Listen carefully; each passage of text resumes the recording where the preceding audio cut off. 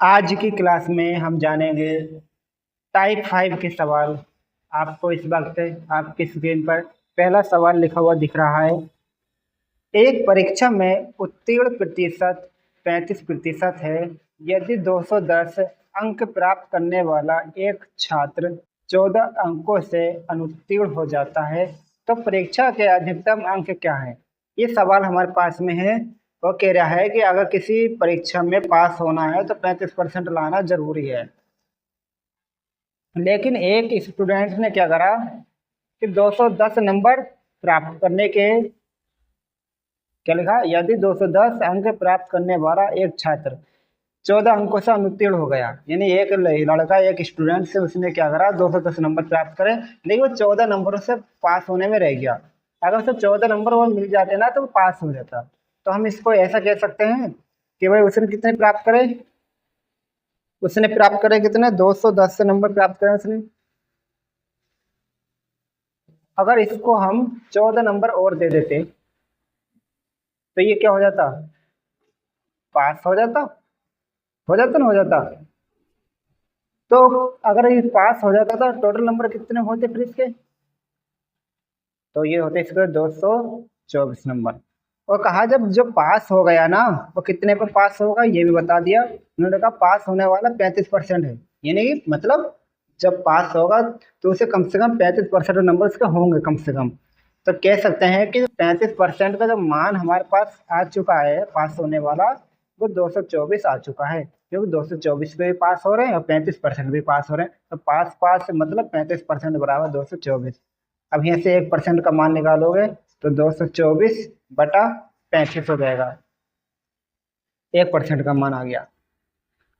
अब सवाल ने क्या बोला है कि अधिकतम अंक क्या है, अधिकतम। भाई अधिकतम तो 100% होगा ना, तो भाई 100% का मान निकालोगे यहाँ से, यानी कि इधर 224/35, यहाँ पर क्या करोगे 100 से गुणा कर दोगे इस तरीके से। अब 5 से काट लो, 5 दूनी 10, 0 ऐसे, अब 5 सकते 35 इस तरीके से। अब 7 से काट दो तो 7 या 21, एक बचेगा 7 दूनी 14, कितना आ गया।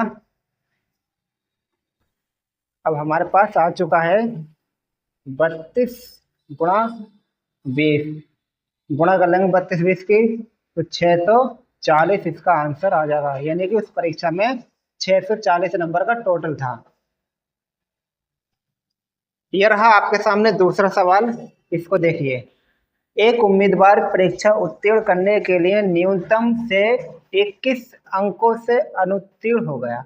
जितने से नंबर लाने थे परसेंटेज में, उससे भी क्या 21 नंबर उसके कम रह गए, जिसकी वजह से वो फेल हो गया।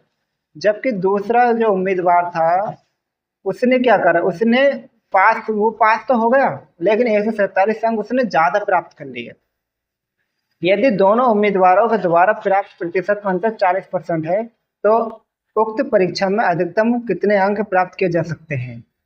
तो भाई देखो इसको करते हैं,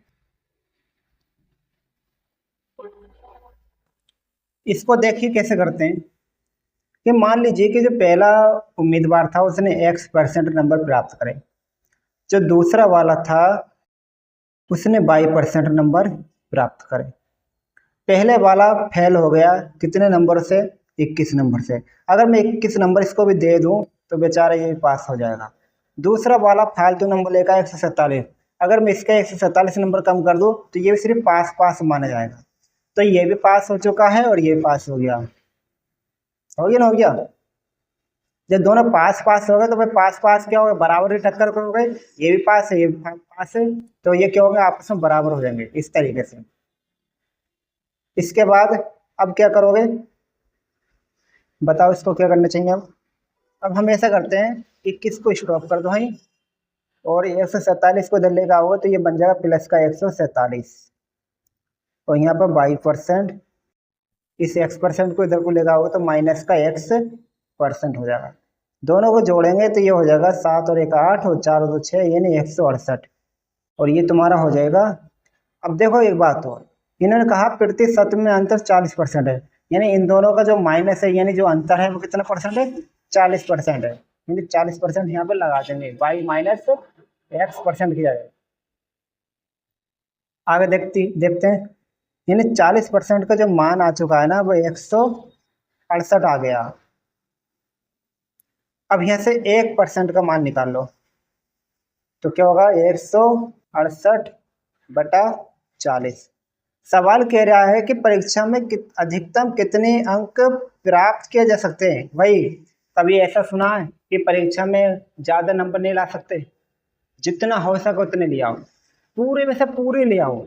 तो भाई इसका मतलब ये हो गया, अधिकतम का मतलब वह 100% का मान पूछने जा रहा। तो अब इसमें क्या करोगे, 100% की वैल्यू निकालोगे, तो ये हो जाएगा 168/40 और गुणा में 100।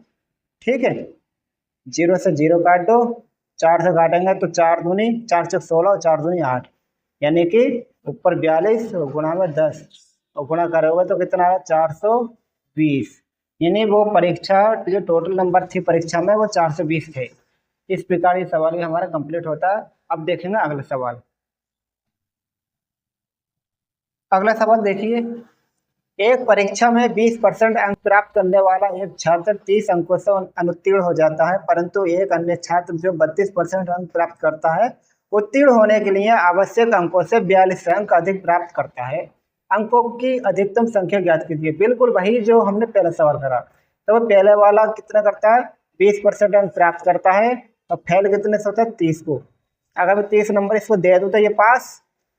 दूसरा वाला 32% नंबर लेकर आता है पर फेल हो जाता है कितने से 42, यानी पास फालतू नंबर उसके 42। तो भाई अगर 42 नंबर से मैं वापस ले रहा हूँ तो ये भी सिर्फ पास पास माना जाएगा और ये फेल हुआ भी हमने पास कर दिया। जब दोनों पास पास होगा तो दोनों आपस में क्या होंगे, बराबर होंगे।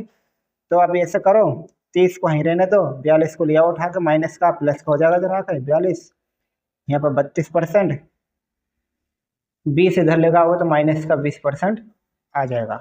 तो जोड़ेंगे कितना आ जाएगा 72 और इसमें से अंतर करेंगे इसका तो कितना बचेगा 12%, यानी 12% का मान जो आया है वो कितना आ गया 72 आ गया। तो अब 1% का मान निकालोगे, 1% का मान आ जाएगा यहाँ पर, देखो काट दो 12 छंग 1% का मान आ गया। 1% का मान चाहिए, अधिकतम का मतलब 100%। तो कितना हो जाएगा ये 600। ये सवाल हमारा कंप्लीट हो जाता है।